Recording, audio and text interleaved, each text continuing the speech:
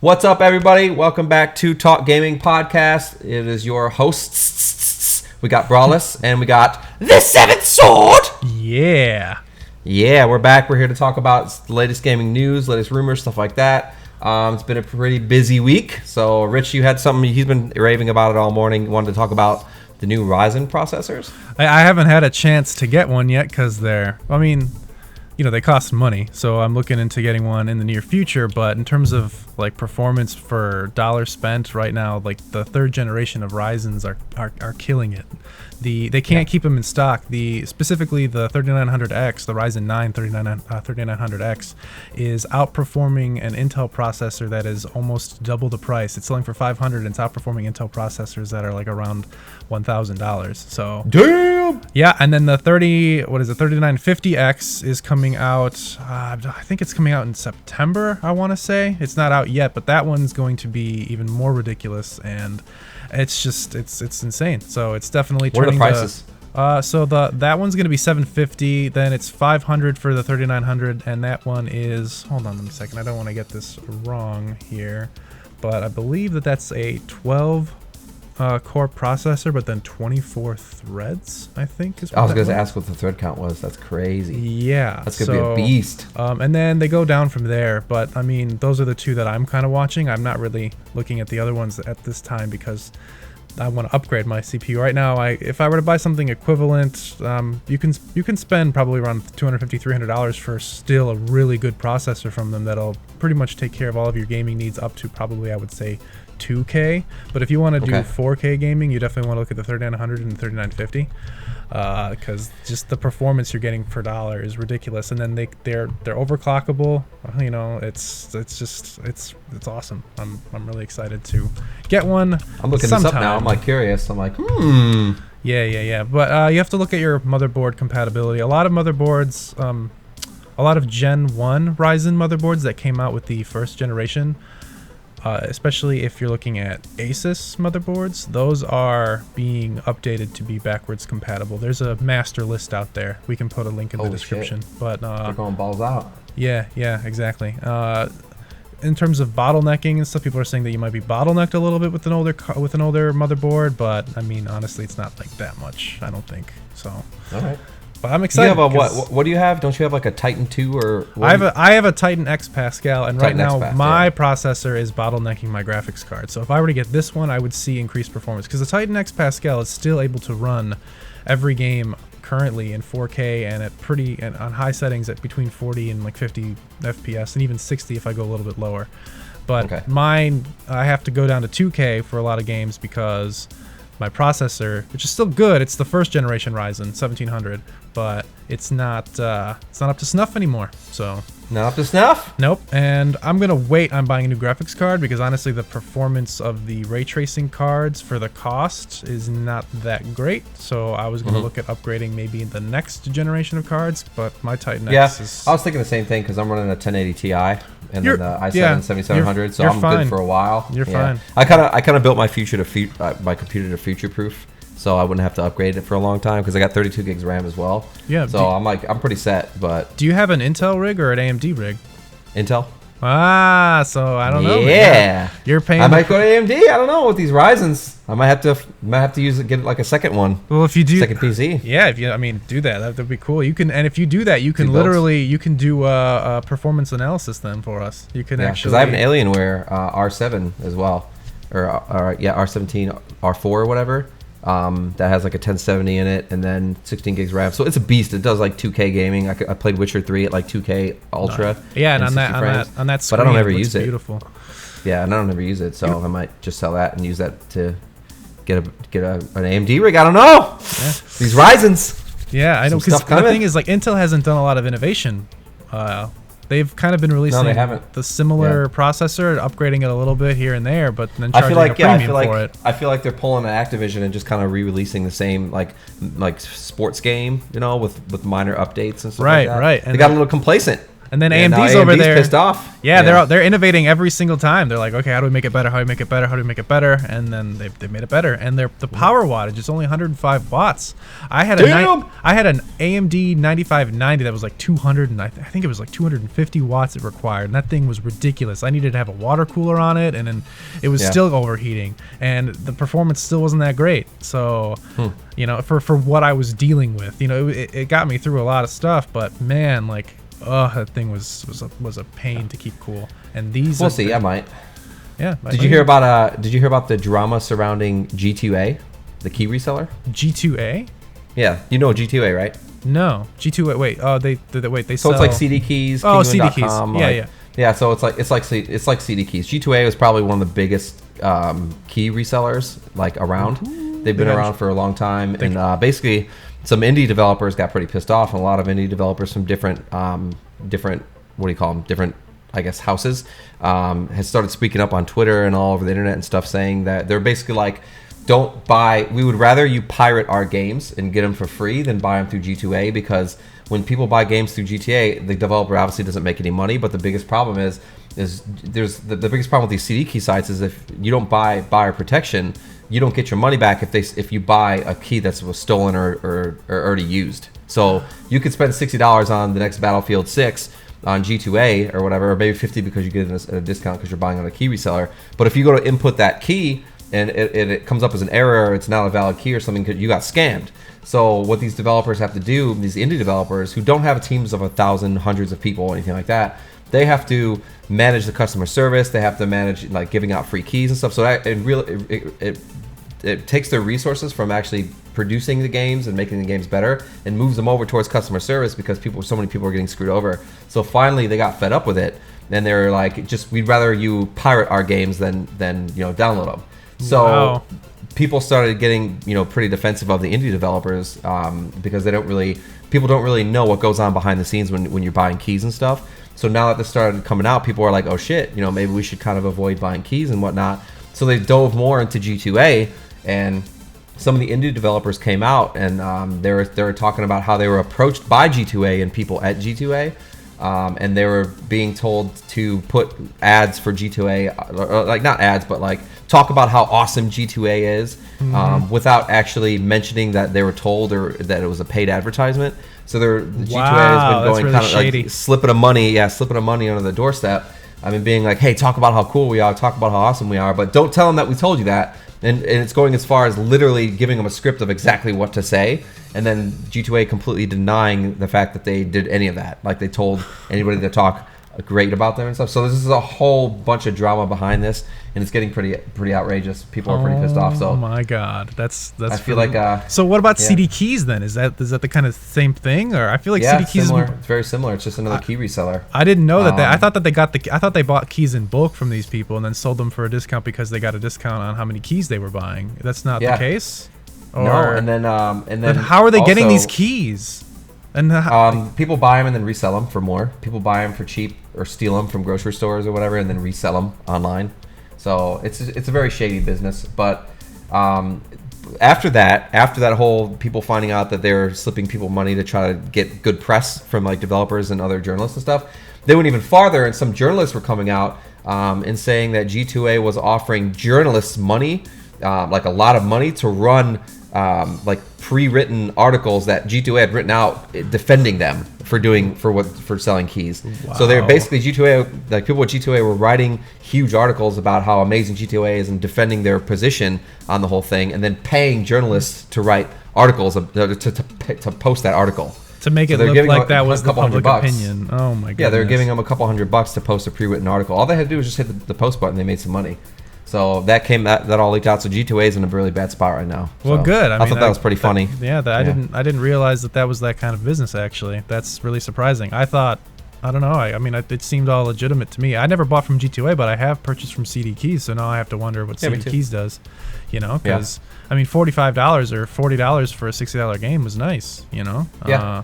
But if that's how they're actually getting it, if CD Keys is actually making its money off of people going into Walmarts and Targets or whatever and stealing those codes from the Steam, like cards or whatever, and scratching them off or something somehow, then that's just ridiculous. Yeah, or people get them on sales. Like they'll go into Walmart and get the game on sale and then scratch the key off and then resell it for $10 more. But they sell new games for $45, $40. I don't understand. Yeah, sometimes they have sales though. Sometimes they have exclusive sales and stuff, and people that's why they sell. People sell they sell keys in boxes. If you go out and you buy a PC game from Walmart, 99% of the time they're just giving you a box with a cardboard thing with a key on it. Right. So people are going in and they're taking advantage of that or just straight up stealing it, and then they resell it for $10, $15, $20 more online and make some extra money. So wow. You could make a good hustle out of that if you really want to put in that amount of effort. But it screws over a lot of people because it screws over a lot of people because sometimes the keys don't work and people don't buy buyer protection. So then they go to the developer and they say, hey, I had a key and it's not working. And then the indie developers only got a couple dozen, maybe less. Sometimes, people on their staff, and they have to move those, allocate those resources to the customer service aspect of it. Yeah. So I'm not saying go out and start stealing shit, but larger developers like Bethesda, EA, Activision, stuff like that, they have a huge team, hundreds, thousands, hundreds, even thousands of people that can just go take care of that. Go with customer service, and we can staff that, no problem. But it's different for indie developers because it costs them money and time. Right. So exactly. I thought that was pretty crazy, but yeah, they don't have the infrastructure to take care of all of that. That's been the biggest thing, drama right now this week that's going on in the industry. It's a pretty big deal. Dang. So it might change the landscape of how CD keys are done. So we'll see. Yeah, in terms of a lot of changing landscape, games as a service is one big game is changing its, I guess, platform a little bit since it's split from. Oh, you're asleep? Come on, Chris. Come on. Games as a service, Chris. I hate it. I hate games as a service. Games as a service. I fucking hate it. It's a cancer. All right, go ahead. It seems like games as a service game. So, Destiny 2 is releasing Shadowkeep, and I think it's really awesome that they are finally implementing cross-save, which is something that they wanted to do from the beginning, but Sony, since they had exclusive partnership with Sony, they so you can move your character from one platform to another. Yeah, forgot exactly. About that. So I'm actually really excited about that. And then they're making the base game free up to Forsaken content. So you have to buy Forsaken content, but everything before that is going to be free. It's the year one of Destiny. So that lets you transfer your character over. Now, I'm curious. I wonder if you transfer a character over from, let's say, PlayStation to PC, and you have year 2 content on that character, will you still be able to at least use the weapons, or will they be locked until you buy the DLC again on PC? I don't know. Write them an email. Yeah, but you know more about Destiny than I do. I tuned out after I beat the base game. I was like, nope, not buying the DLC. I got burnt from the first Destiny. You know my feelings on Destiny. I'm pretty passionate about how much I don't like it. Well, yeah, but that's the thing. As someone who was burned, but now Bungie has split from Activision, and they're saying, please give us a second chance. We're actually amazing people, we promise.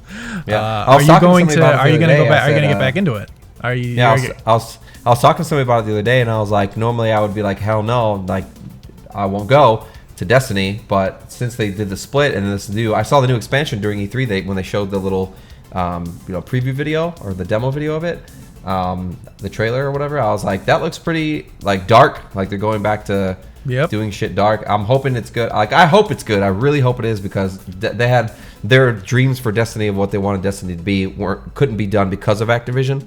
So I'm hoping that maybe this is a start. I think that it's not going to be the full vision of what they wanted, because they've already have a skeleton of the game, like how it's structured and stuff. Destiny but I think 3 it's going to be a step in the right direction. Yeah, Destiny 3 I think is going to be the one that really hooks me in and really fixes that. Well, so I mean, now it's all them, so they can't blame Activision anymore. I personally think it was 50-50 anyway. Bungie chose to go to Activision. They chose the greed card. They wanted the money. So and they paid for that dearly.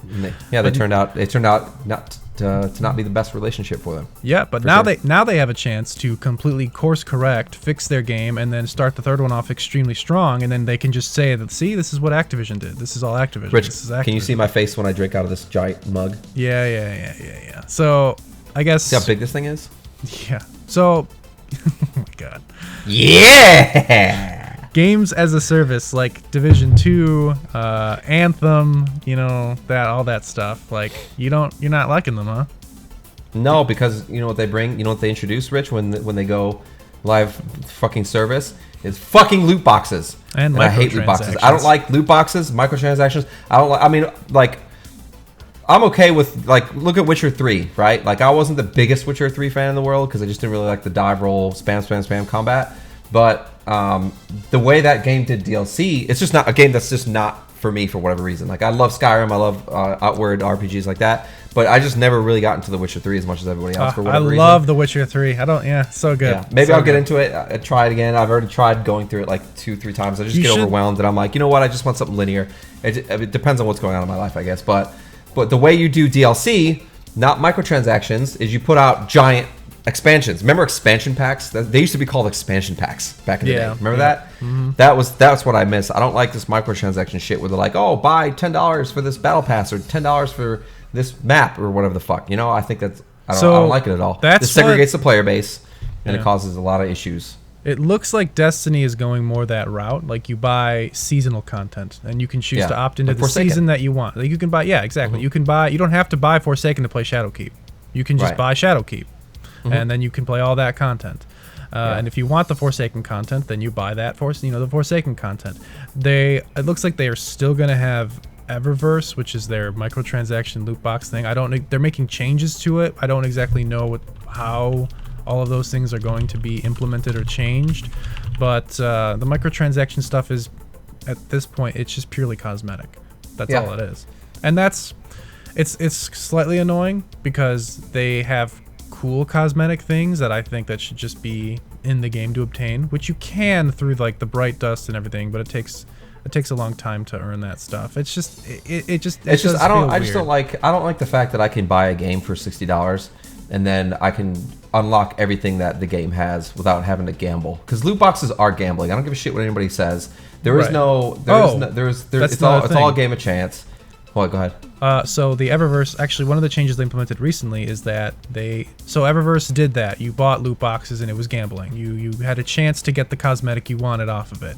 Now they sell the specific items individually every week. They refresh it. They have new stuff, and you can buy the item you want for real life currency now. So you can pick what you want to buy. You actually know what you're buying and you get it right away. You don't have to try to gamble for it like in Battlefield and all that, or Battlefront 2 when that came out, stuff like that.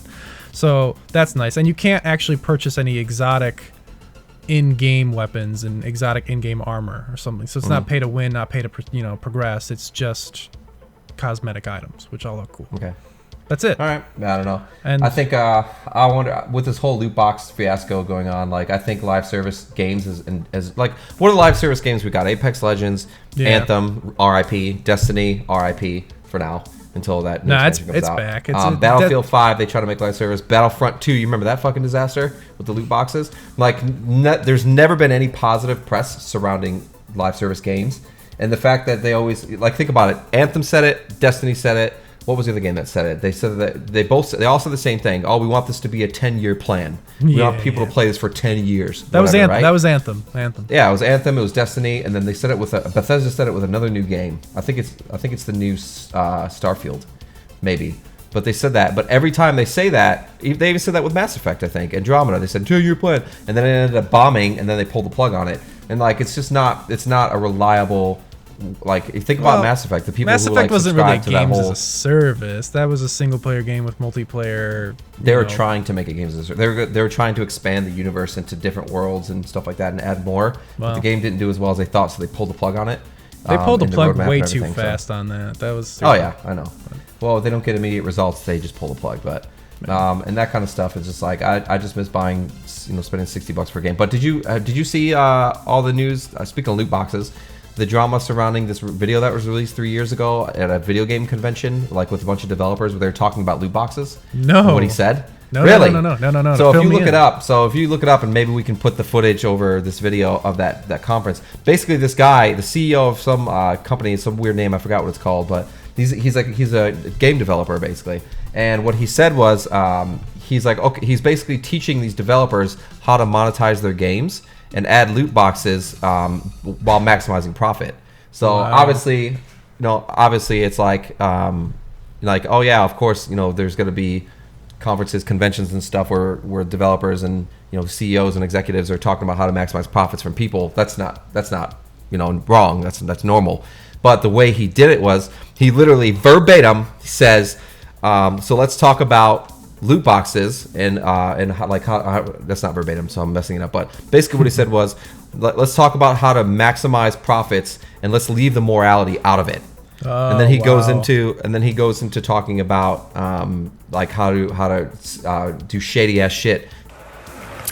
So now a few of these frameworks on how to think of stuff. I've seen suggestions to model what you sell according to Bartle types. I assume you're all familiar with Bartle types. The achievers want to progress in the game, the socializers want to speak to other people, the killers just want to compete and kill each other, and the explorers are the guys who are after stories and experiences. So this is from Will Luton's suggestion to you sell convenience to the achievers, which really means faster progress, customization to socializers, hats and stuff, competitive advantage, that is pay to win for the killers, and content for explorers. So let's go down into some of these more tricks. Gachas. Who hasn't heard of gachas? Excellent. Most of you have. So gachas, they're named after gachapon, these Japanese machines, which are sort of slot machines that give you collectible stuff. On random, you get collectible stuff.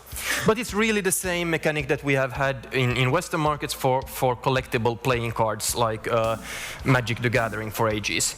You cannot, no matter how much you spend, you cannot directly get the card you want. You have to, over and over again, pay to get a bunch of random cards and hope that the thing you wanted is in there. Or then you trade them somehow if there's what wasn't what you hoped for. These are great for again both monetization and retention because people like the lottery part of it. If you want, look up Skinner box to know why. It's really a lot more exciting, and you get more content because people cannot immediately progress to the stuff they want. They have to keep trying a few times, so it really takes 5 times as long to get the collection that they need compared to just progressing and collecting soft currency and buying it straight off. Anchoring is fun. Anchoring means that when we don't know the price of stuff, the first price we hear suggested for it becomes our anchor, and then we compare everything to that. For instance, an iconic example, black pearls. Black pearls, when they first came on the market, no one wanted them because they're dull and black and don't look very nice. The guy who had them told his summer trainee or whatnot to just dump the price of them and get rid of them. The summer trainee understood it wrong and actually hiked the price by 50% or 100%. And then suddenly they became these objects of desire. Even more special, I think, is this. If I ask all of you to write down the last 2 digits of your social security number, and then I have an auction, imagine this is a fancy bottle of wine, and you get to bid on auction here. The people like me, my last 2 digits in my social security number are 99. I'd bid a higher price on this than the guys who have 10 or 05. Just because I wrote down a high number on a paper will anchor my thinking on what goes next. So how to use this in a game? Some games, immediately when you're in the tutorial, they suggest to you, you should buy this good IAP for 50 euros or something like that. I go oh, that's expensive, I'll never do that. Of course, no. And I expect them to say no. Then again, I come back a few sessions later and suggest they buy it for 15. And I'll say, that's a good value, because my anchor was at 50. Social proof. So this is, we are herd animals, we tend to do what all of the others do. You all sit quiet listening to me, because that's what all of the other guys do here. So, especially when people are similar to us. This means that you should have the socially accepted way of behaving in your game should be paying. you want to tell people, for instance, when a clan member of theirs spend IAP money, you want the whole clan to know, because then that becomes the socially acceptable way of behaving. You absolutely do not want to tell them that the majority of people in your game never spend money. That's poison. Never tell them that. Availability means that the stuff we hear a lot about is the stuff we judge as likely to happen. This, for instance, can tie into gachas. If there are rare gachas, not every player will see them every session. That's like the definition of rare, which means that they will think that it's not likely to happen that they get one of those, which means that you should tell them about it, which means every time a clan member gets one of the rare things, you should broadcast it to all of the others, like your friend got this rare or legendary thing. Then they will judge it more likely.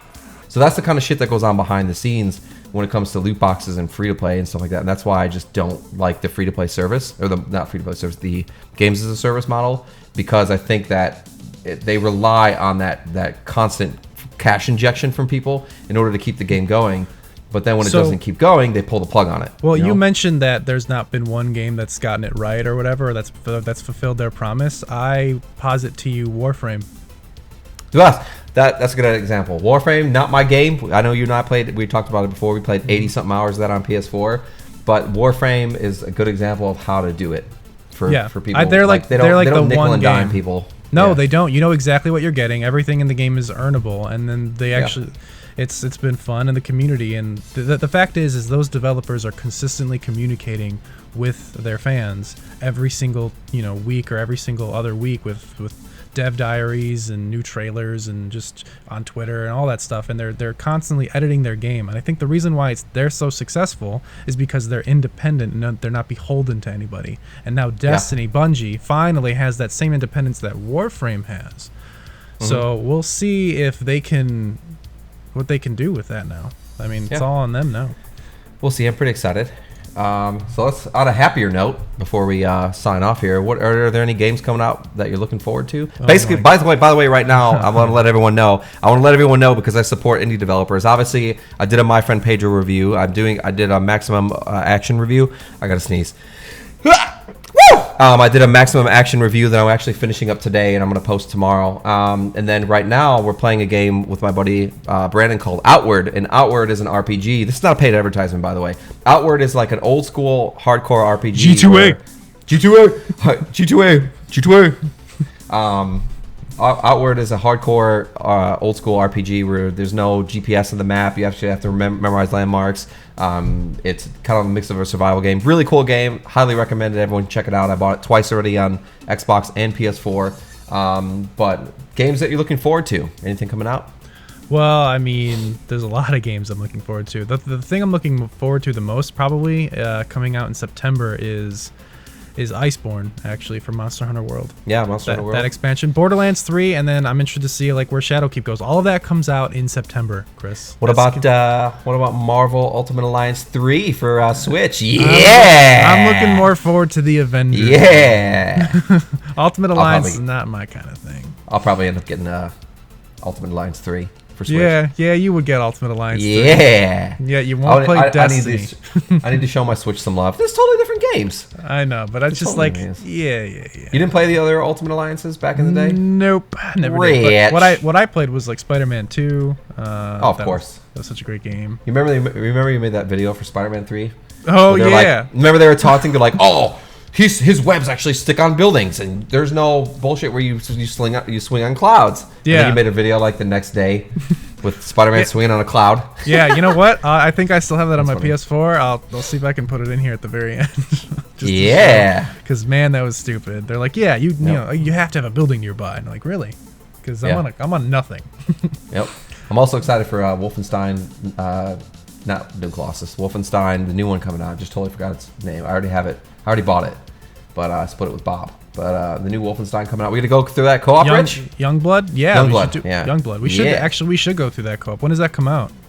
Comes out on the 27th of this month, 27th or 28th of July. We should definitely live. Since we're doing announcements, we should live stream that. I'm working on Dark Souls 3 Abridged, so that's coming back very soon. And and then I don't know. We should probably make. I got my. Oh well, yeah, we got a lot of stuff coming up. So you're working on the Dark Souls Abridged again. You're bringing that back. Dark Souls Abridged, everybody. Yep. It's coming back. And you have to announce you got a thing coming up, so. Yeah, I do. Yeah. So I have my Maximum Action review coming out tomorrow, if not tonight. We'll see. Rich is going to be streaming. We'll both be streaming Sea of Thieves at some point. I'll be streaming Maximum Action probably tomorrow, the day after. And then this weekend, this Saturday, the 13th? 12th, 13th, something like that. Something like I'm that. going to be, so I was invited via a couple press passes to this thing called Game Cruise Bash. And what Game Cruise Bash is it's a pre-convention party in Miami that's about 2 days long. I think it's a Saturday and a Sunday. And basically, there's this thing called the Game Cruise. It's the only game cruise around the country, I believe, where you go on this cruise 4 or 5 days or whatever, and you go to like the Bahamas or wherever their destination is, and you land party, you play games. There's a lot of celebrity guests there, a lot of developers, that are big in the industry. I think Cliff Blasinski went on it a year or two ago, something like that. He said it was really cool, but it's a really good place to network and whatnot. So I was invited to go to the pre-show event, the two-day convention on press passes, so I can get some exclusive interviews with developers, get some show floor footage, stuff like that. Help promote their show, and they're gonna help promote the channel. So I'm really super stoked about that. I got my GoPro. I got a microphone. Yeah, I'm all ready to go. You gotta do cameraman. You gotta do like a quick just videotape you going on the onto everything and stuff, and make like a trip video and stuff like that. Yeah, I'm planning on doing some indie developer reviews, and there's gonna be cosplayers there. I'll interview some cosplayers. I'm trying to get. So far, it's looking good. I'm gonna actually interview the two guys, the Andrew and James, I think his name is. Andrew and the other guy. I'm actually going to interview the creators of the whole Game Cruise. So that's I've been emailing them. Yes. Yeah, I've been interviewing them back and forth. So they want to set that up on Sunday at around before noon. So I'm planning on doing that. So I'm pretty stoked. All right, good. But yeah, a lot of cool stuff coming up. A lot of cool Talk Gaming stuff coming up, everybody. Yeah. So make sure to tell your friends and everything. Yep. But that's it for this week's podcast, Talk Gaming Podcast. Rich, if you don't have anything, I'm signing out. Yeah. See you guys later. Thanks for watching. See you guys next week.